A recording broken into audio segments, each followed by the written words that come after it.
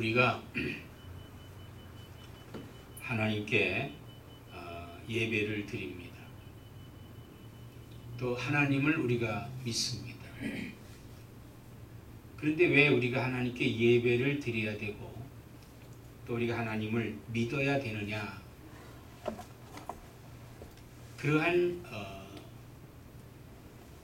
믿음을 하나님께서 우리에게 알려주고 있는 것이 본문의 말씀이 되겠습니다. 우리 1절 말씀을 보면 오라 우리가 여호와께 노래하며 그랬습니다. 오라는 말씀을 하셨습니다. 오라. 이 오라고 하는 것은 이리 오라는 말입니다. 내게로 오라는 그런 말입니다. 나와 같이 가자는 그런 말입니다. 그래서 오라 우리가 여호와께 노래하며 우리 구원의 반석을 향하여 즐거이 외치자 이렇게 말씀을 하고 있습니다. 하나님께서는 우리 택한 백성을 부르고 계십니다. 볼지어다 내가 문 밖에서 문을 두드리노니 누구든지 내 음성을 듣고 문을 열면 내가 그에게 들어가 그는 나와 더불어 먹고 나는 그와 더불어 먹으리라 이렇게 우리 주님이 말씀을 했습니다. 주님이 우리를 부르시고 계십니다. 근데 주님이 부르실 때 어떻게 부르시느냐, 어떻게 우리를 부르시느냐입니다. 그것은 구약의 선지자들은 하나님의 음성을 직접 들었습니다.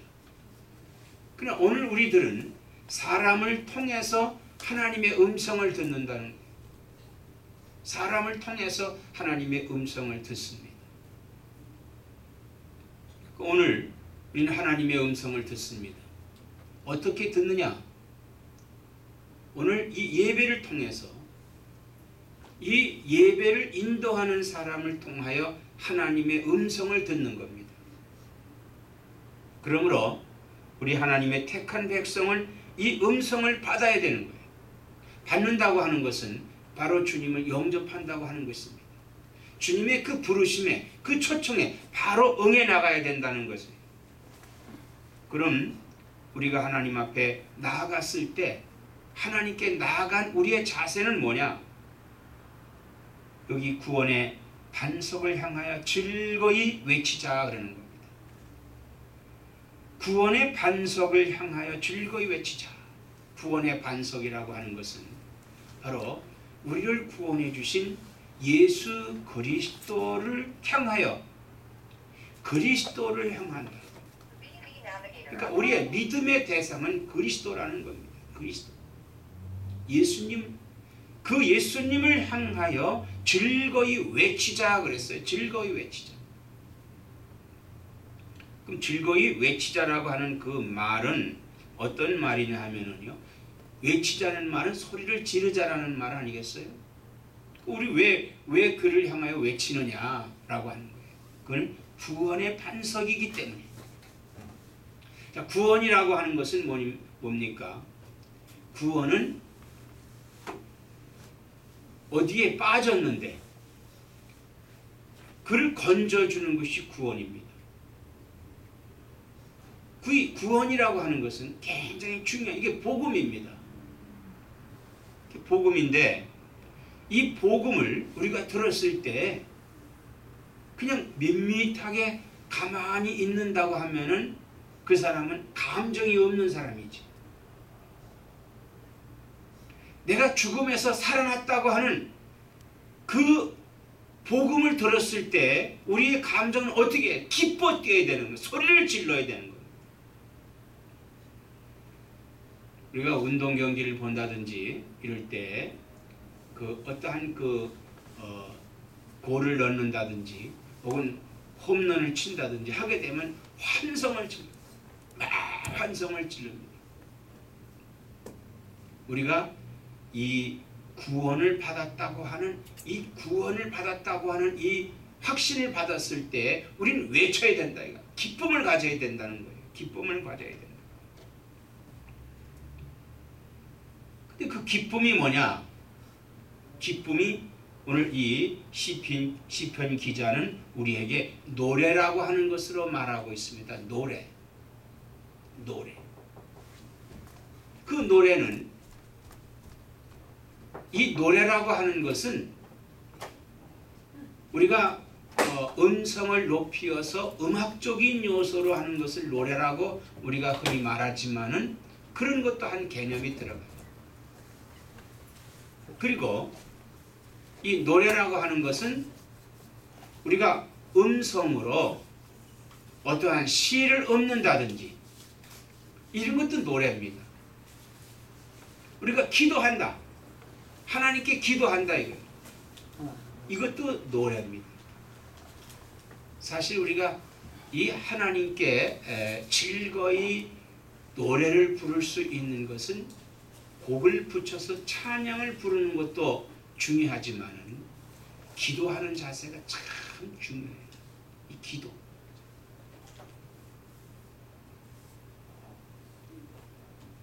그런데 이 노래를 부른다. 우리가 하나님 앞에 노래를 부른다. 어떻게 우리가 노래를 부를 것이냐 하는 거예요. 그래서 이 노래 찬양의 개념은 우리가 하나님께 예배를 드리는 개념이 되는 것입니다. 2절에 보면 우리가 감사함으로 그 앞에 나아가며 시를 지어 즐거이 그를 노래하자 이렇게 말씀하고 있습니다. 감사함으로 그 앞에 나가자. 자, 감사한다. 이 감사라고 하는 것 같이 중요한 것이 없어요. 감사. 그래서 바울 선생님은 범사에 감사하라 했습니다. 범사에 감사하라. 이 범사에 감사한다고 하는 것은 뭐냐면 감사할 때 감사하는 것은 감사가 아니다 이거예요. 아, 내가 좋은 일이 있으니까 감사한다. 이게 감사가 아니다 이거예요. 그러면 어느 때 우리가 감사해야 되느냐라고 하는, 어떻게 감사해야 되느냐는 거예요. 우리가 감사할 수 있다고 하는 것은 첫째, 하나님이 크신 하나님이시기 때문에 우리가 감사할 수 있어요. 우리가 우리는 흔히들 내가 잘나고 내가 노력하고 내가 그래서 나라고 하는 존재를 부각하며 살 때가 많이 있습니다. 그런데 우리는 우리 자신을 볼 때 우리 자신이 정말로 나약하다고 하는 것을 발견할 때가 있습니다. 내가 나약하다. 어느 때 나약합니까? 내가 나약하다고 느낄 때가 언제냐 이거. 내가 나약하다고 느낄 때는 내가 어려움을 당할 때, 내 힘으로 할 수 없을 때, 그때 나는 내가 나약하다고 하는 것을 발견하게 됩니다. 이 낙심이죠. 그때 사람의 마음이 낙심이 됨으로 인해서 좌절합니다. 좌절해요. 그래서 어떤 사람들은 극단적인 생각까지 가는 그런 사람이 있는데, 그런 사람은 감사할 수 없는 사람, 감사하지 않았기 때문에 그런 겁니다.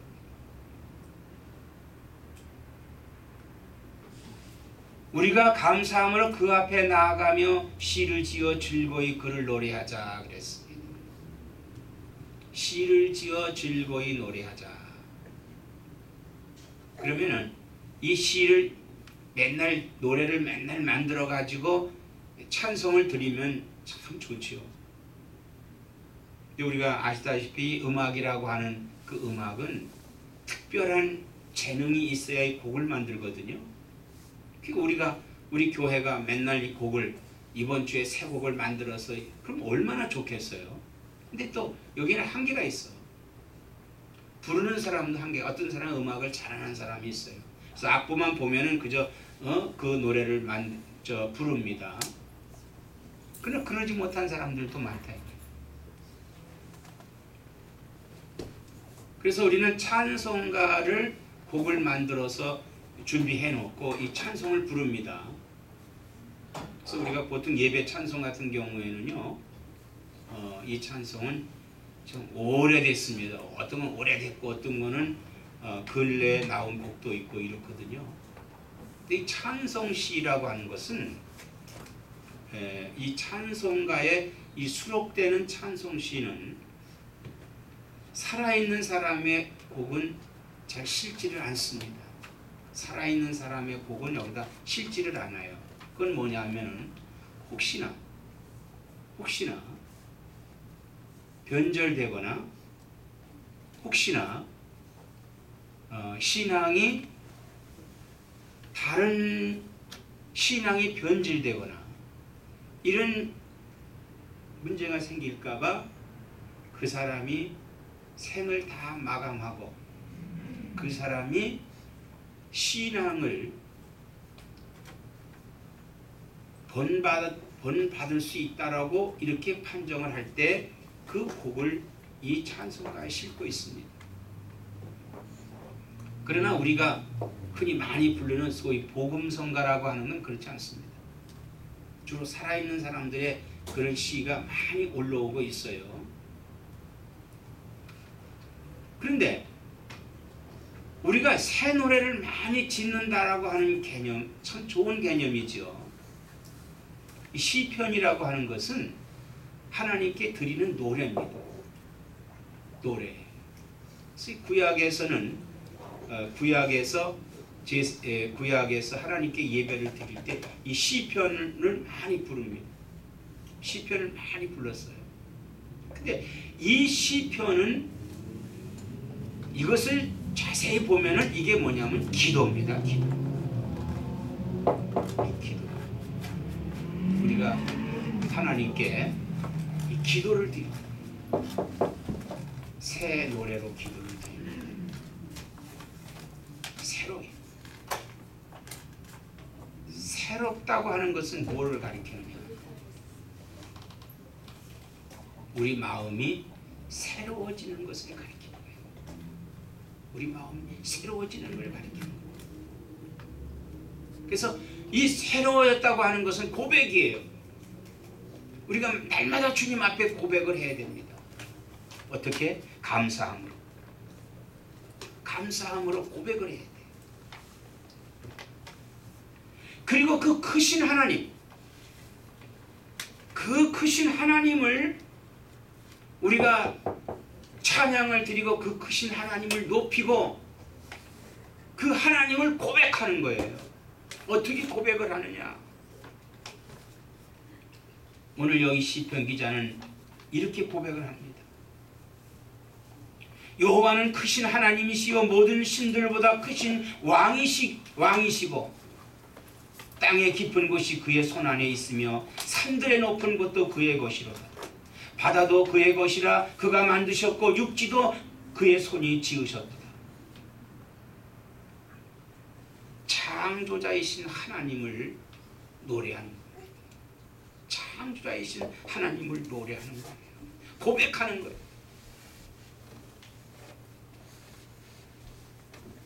전능하신 하나님께서 나를 구원해 주시고 그 하나님이 나를 돌보시고 그 하나님이 나와 함께 하신다고 하는 것을 고백하는 거예요.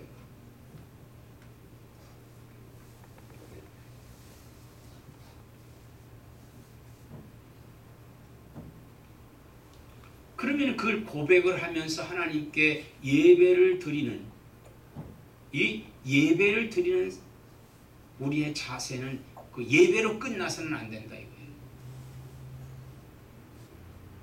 그러니까 믿는 사람과 믿지 않는 사람의 다른 점은 무엇이냐? 믿는 사람과 믿지 않는 사람의 다른 점은 뭐냐 하면요. 믿지 않는 사람은 자기 주장이 옳다고 자기 주장대로 삽니다. 근데 믿는 사람의 주장은 내가 옳은 것이 아니라 하나님이 옳다고 하는 것입니다. 그래서 하나님이 옳으시기 때문에 하나님을 따라간다 이거예요. 오늘 여기에 6절 말씀에 이렇게 말합니다. 오라 우리가 굽혀 경배하며 우리를 지으신 여호와 앞에 무릎을 꿇자. 오라. 이제 두 번째 초청이 나옵니다. 그 초청은 뭡니까? 우리가 굽혀 경배하며 우리를 지으신 여호와 앞에 무릎을 꿇자. 그리고 우리를 지으신 분이 누구예요? 창조주이신 하나님이시다는, 그 앞에 무릎을 꿇자라고 말하는 거예요. 왜 우리는 그 앞에 무릎을 꿇어야 됩니까? 하나님이 우리를 지으셨기 때문에. 그 지으신 분이 어떤 분이냐? 그가 7절에 그는 우리의 하나님이시여 우리는 그가 기르신 백성이며 그랬어. 그가 우리 하나님이시다. 여기 하나님이라고 하는 것은, 하나님은 신이라는 말이에요. 신, 창조주라는 말이에요. 나를 지으셨다는 거예요.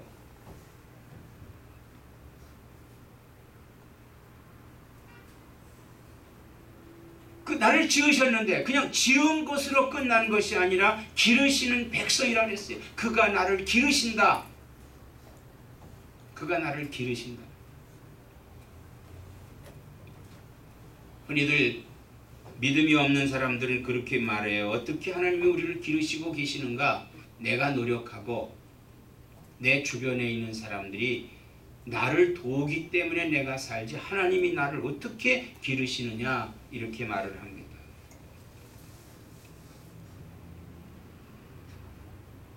그런데요, 그것은 하나님을 믿지 않는 사람들의 변입니다. 하나님은 이 우주 만물을 창조하신 분이에요. 이 우주 만물을 창조하셨어요. 물론 나까지 창조하셨다 이거예요. 그렇기 때문에 바로 그분은 우리를 돌보시고 계시는 분이다. 돌보시고 있다. 그럼 돌보시기 때문에 나는 누구냐? 하나님의 양이다 이거예요. 하나님 양이에요. 그의 손이 돌보시는 양이기 때문이다 이렇게 말하고 있습니다. 양이다. 양이라고 하는 이 양을 보면은요, 목자가 이끌고 나가요. 이끌고 나가. 이끌지 않으면은 그냥 가만히 그곳에 있어요.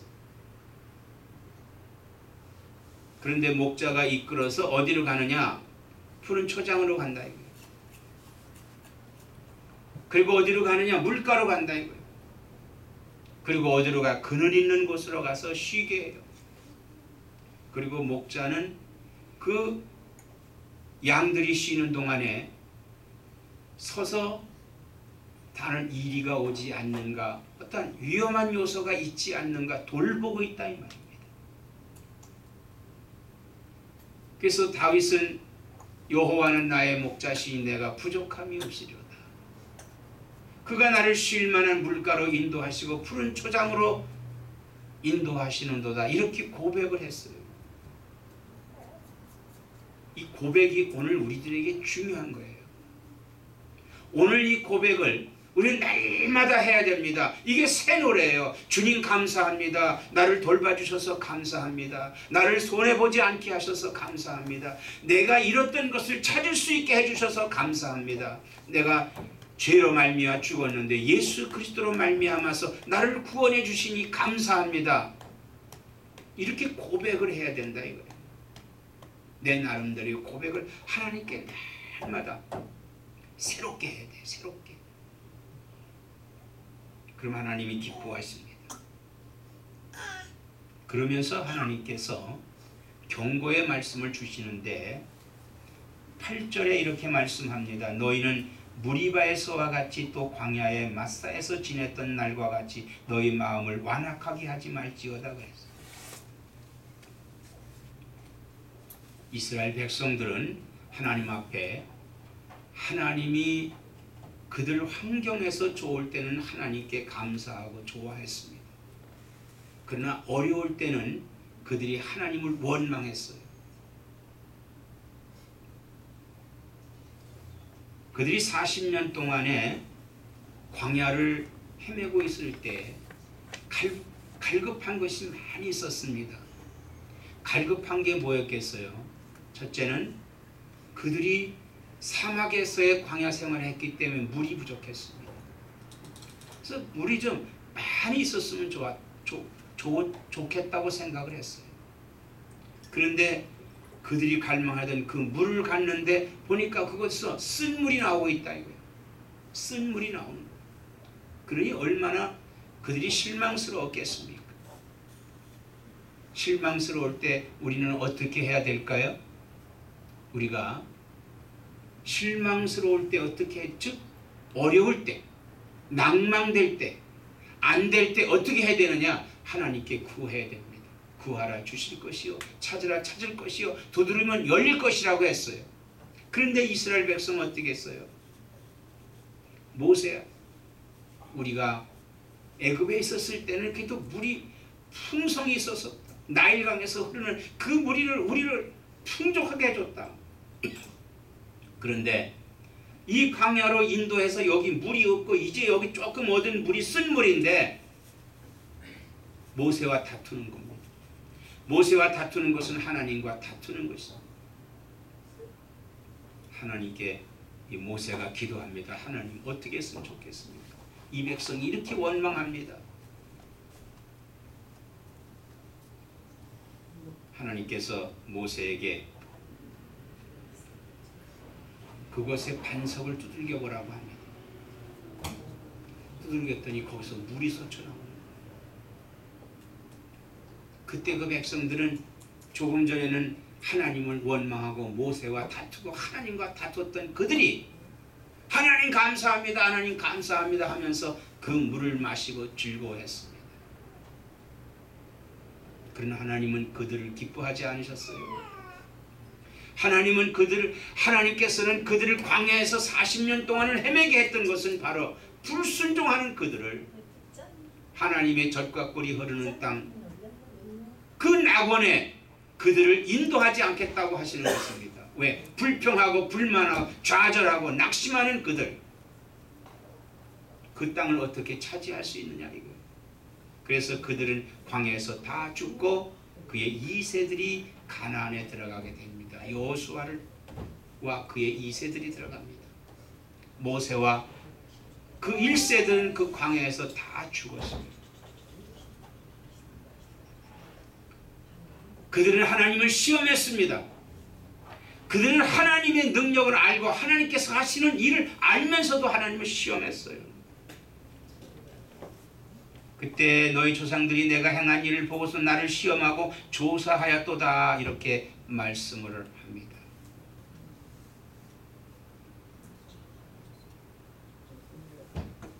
이것은 마음이 미혹된 백성이에요. 마음이 완악해진다는 얘기입니다.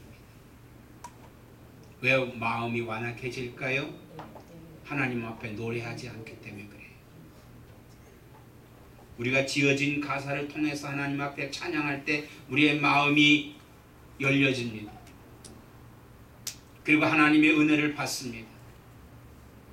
그리고 우리가 고백하는 새 노래, 새롭게 우리가 고백하는 새 노래로 하나님 앞에 기도할 때 하나님께서는 우리의 기도를 받으시고 우리의 예배를 받으시고 하나님의 그 놀라우신 창조주 하나님께서 우리에게 놀라운 은혜를 베풀어 주시는 하나님이십니다. 우리는 천지 만물을 지으신 하나님께서 기르시고 계시는 양입니다. 그의 돌보심을 받고 있는 양입니다. 그래서 그 말씀에 늘 말씀에 청종하고 그 말씀을 받고 따를 때 하나님의 놀라우신 은혜를 체험할 수 있는 나와 여러분 되기를 주의 이름으로 축원합니다. 기도하시겠습니다. 하나님 아버지, 하나님이 우리를